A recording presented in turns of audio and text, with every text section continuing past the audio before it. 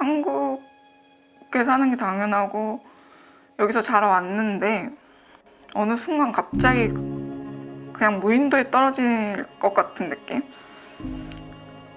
말 그대로 있지만 않은 아이들이에요. 그냥 한국에서 태어났지만 한국인이 될 수 없는 애들, 등록도 할 수가 없는 상태의 애들이에요. 그냥.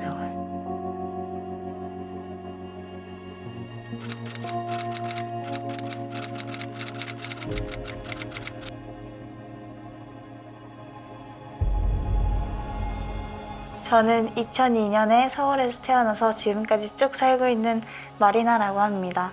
어머니, 아버지 모두 몽골인이십니다. 엄마, 아빠 둘 다 처음에 이제 제대로 된 비자로 입국을 해서 비자 갱신을 못하고 이제 미등록 상태가 돼서 결국엔 이제 저까지 미등록이 된 경우입니다. 저는 2004년 18개월 때 우즈베키스탄에서 온 달리아입니다. 난민 신청을 했는데 안 받아들여진 거죠. 부모님이 살고 있긴 하지만 조심해야 되고 언제든지 보내질 수 있다, 이런 위험성이 있다는 걸 알려주셨어요. 근데 어렸을 때 들었으니까 이해도 안 되고 이게 뭔 말인가 싶었어요. 아동들 같은 경우에는 대부분이 독립적인 체류 자격을 받지 못해요. 부모의 수반하는 체류 자격으로 체류를 할 수 있게 되는 건데, 만약에 그 부모가 미등록이 됐다, 혹은 부모가 아예 체류 자격이 없었다 라고 한다면 자연스럽게 아이들도 미등록이 되는 거죠. 그런 아이들이 이제 미등록 이주 아동이 되는 거죠. 부모 세대는 본인이 선택을 해서 이주를 했잖아요. 어쨌든. 근데 아동들은 아니잖아요. 아무도 부모를 선택하지 않잖아요. 아이들은 이주를 선택하지 않았다고 저는 생각하거든요. 근데 여기서 태어났거나 어렸을 때 여기 와서 살게 됐으니까 그냥 사는 거죠.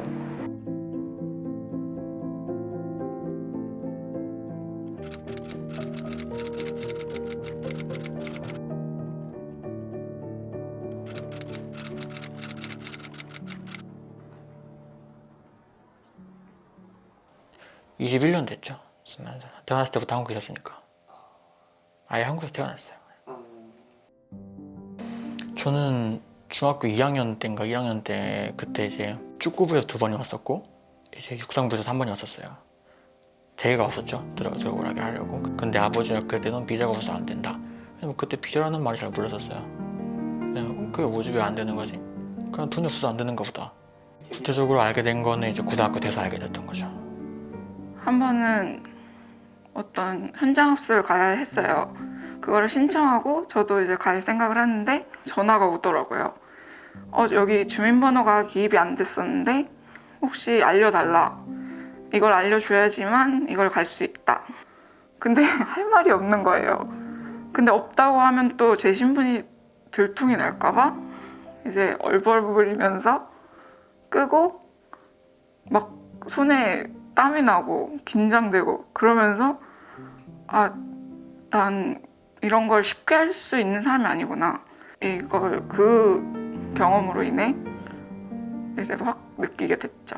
친구들은 뭐 그냥 바로 사고 싶은 거 있으면은 그냥 누워서 이렇게 핸드폰을 쇼핑하다가 그냥 결제 딱 누르고 그냥 사더라고요. 근데 저 뭐 사고 싶으면 마트에서 팔지 않고 그러면은 계좌이체하러 밖에 나가고, 그런 게 좀 경찰 지나가면은 막 그냥 막 이렇게 얼굴 숙이게 되고 범죄자 된 것 마냥.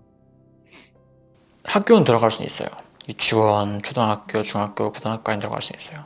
그때까지 학생이라는 신분으로 이 나이에 보호받는 거예요. 그냥 20살 되면 이제 그런 게 없어져요.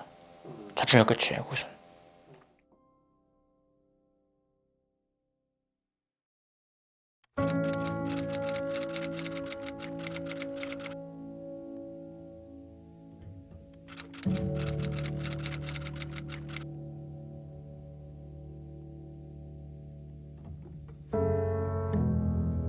약간 다 학교 다닐 때 자기가 성인 되면 다 통일이 될 거라고 생각하잖아요. 약간 그런 느낌처럼 나중에 되면 다 해결돼 있겠지라고 이렇게 막연하게 생각을 했었어요. 근데 고3이 됐는데 아직까지 된 건 하나도 없는 거예요. 정말 학교가 너무 가기 싫은 거예요. 애들이 만나면 입시 얘기, 대학 얘기. 저한테 대학 어디 갈 거야? 라고 물어보면 말해줄 수가 없는 거예요. 거길 못 가는데 나는. 비자가 없으면 대학교를 못 다닐 텐데 내가 뭐 해서 뭐 하나 싶은 심정이 들더라고요. 되게 많이 우울했어요. 그래서 되게 자기 혐오도 심했고 사실 20살 되면 죽어야겠다 이런 생각을 가지고 있었는데 근데 그 고등학교 졸업하자마자 처음 구한 일이 이삿집 일이었는데 처음에 일을 구해서 엄청 기뻤고 일하게 해주셔서 너무 고마워가지고 근데 막상 일해보니까 거기 아저씨들은 이사 한 건 하면은 뭐 8만 원 경력 많은 아저씨들은 뭐 15만 원 막 이렇게 주는데 저는 하루에 막 두세 건씩 이사하고 5만 원 주더라고요. 고등학교 때까지는 그냥 일반 가난한 한국 사람들이랑 별다를 것 없이 생활을 했는데 그런 대우를 받고 하니까 진짜 한국 사람처럼 살 수 없겠구나 라는 걸 뼈저리게 느꼈어요.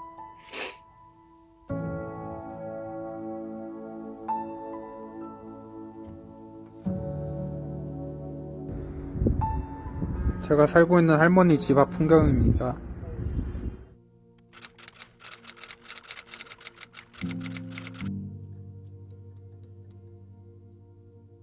말도 안 통하고 모르는 말을 쓰고 모르는 데 와가지고 항상 뭔가 불안하고 여기 도착한 순간부터 그냥 항상 그리웠어요. 집에 가고 싶다 이런 느낌.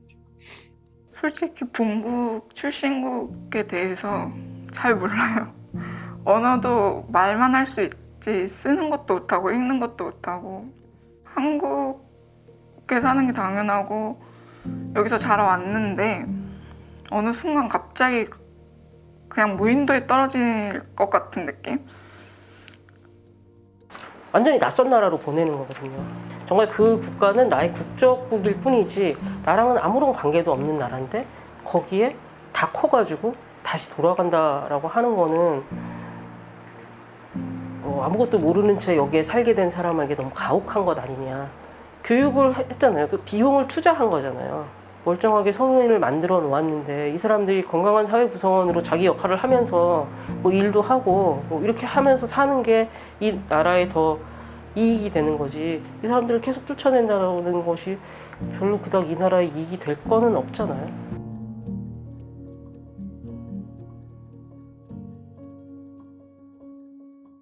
그냥 엄마 따라오니까 여기 와 있었고 근데 살다 보니까 내가 잘못한 것 같이 되더라고요. 어른이 되니까.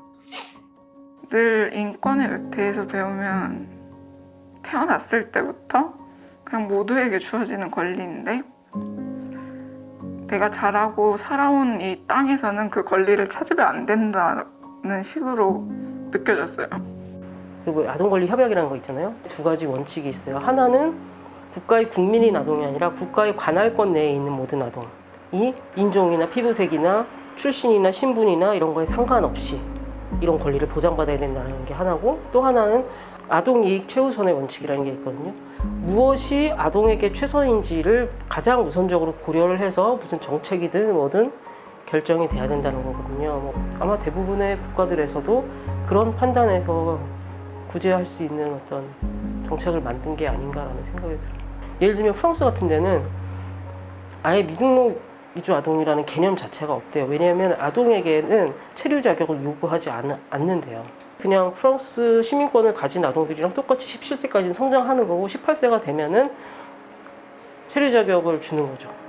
그래서 그걸 가지고 만약에 뭐 자기가 뭐 학교를 더 다니면서 뭐 기술을 쌓고 뭐 교육을 받고 뭐 그다음에 좋은 직장을 갖고 해서 내가 프랑스에서 영구적으로 살고 싶다 그러면 영주권을 신청할 수 있는 거고 뭐 아니면 난 프랑스인으로 살고 싶다 그러면 귀화도 할 수 있는 거예요. 그러니까 그렇게 이제 길을 열어준 거죠. 이제 그런 것도 있는데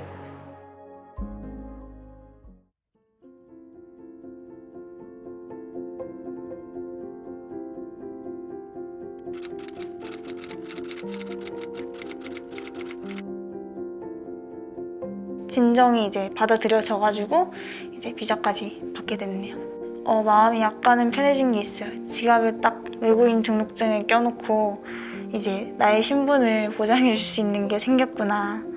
다행이다라고 이렇게 생각을 했죠. 휴대폰 본인 인증을 할 수도 있고 이제 아이핀도 제 걸로 만들고 여기저기에 제 이름으로 뭔가를 할 수 있다는 게 너무 좋더라고요. 체류 문제가 해결이 된다고 하면 뭘 가장 하고 싶어요? 카드를 만들 가장 기본적인 건데 카드를 만들고 웹툰이나 유료 웹툰 같은 건 못 봤는데 그런 것도 보고 싶고 차 면허 따고 싶었는데 운전하면 좀 자유로운 느낌을 항상 상상해왔어요. 그런 나 어른이 된 것 같고 막 그런 느낌을 막 어디든 갈 수 있을 것 같고 그런 느낌을 항상 상상해왔던 것 같아요. 운전하고 싶었어요. 대학 가면요 딱히 공부가 하고 싶은 건 아니고 그냥 대학교를 다니고 싶어요. 대학교 다니면서 유학 비자를 바꾼 다음에 좀 더 안정적인 생활을 이제 나의 신분을 좀 더 안정적으로 만들고 싶은 생각이 있습니다. 내가 이렇게 노력하지 않으면 안 좋은 상황이 계속 이어질 게 뻔한데 그럼 뭐 해야죠.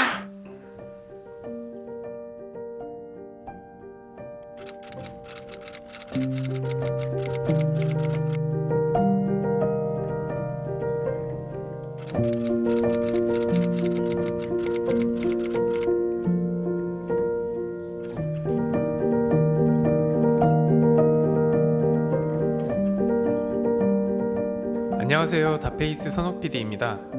영상은 잘 보셨나요? 이 영상은 국가인권위원회의 의뢰와 지원으로 제작되었습니다. 영상 속 미등록 이주 아동들의 이야기가 더 궁금하신 분들은 영상 아래 더보기란을 클릭해주세요.